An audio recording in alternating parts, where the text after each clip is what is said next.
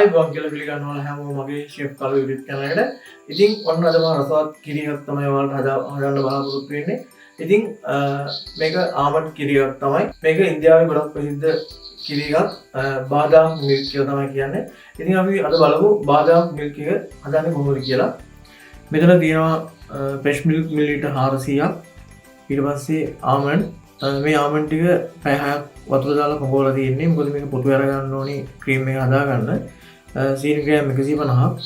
එනසල් ඇට බාදාම් මිල්ක් එක රසවත් කර ගැනීම සහ වර්ණවත් කර ගැනීමට මම සාදාගත්ත ජෙලියක් තියෙනවා.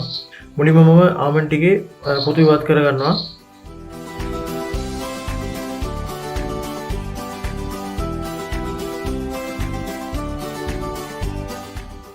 ඊළඟට සුද්ධ කරගත්ත ආමන්ඩ් ටික බ්ලෙන්ඩ් කරලා ක්‍රීම් එකක් හදා ගන්නවා. ඊළඟට ඒකට මම fresh milk මිලිලීටර් 400න් මිලිලීටර් 100ක් පමණ බ්ලෙන්ඩ් එකට දා ගන්නවා.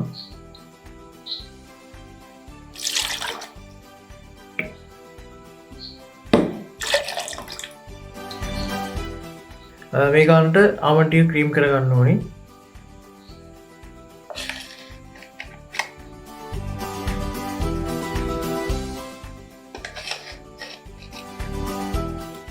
අපි දැන් මේක පැත්තකින් තියාගෙන කිරි ටික උණු කරගමු.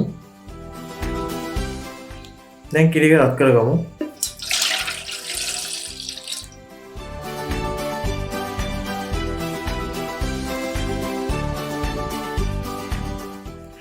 දැන් මම මේක මධ්‍යම ගින්දරේ විනාඩි 3ක් විතර හැදිලා ගන්නවා.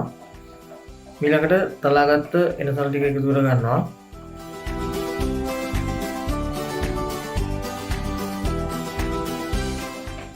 ඊළඟට සීනි ටික එකතු කර ගන්නවා.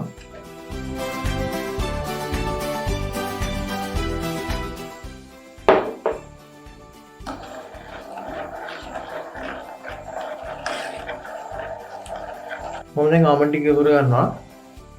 ආමන්ඩ් එක උපගතිය නිසා මේ මම එකට කිරි ටිකක් දාලා දිය කරගත්තා. එකතු කර ගන්න ලේසි වෙන්න.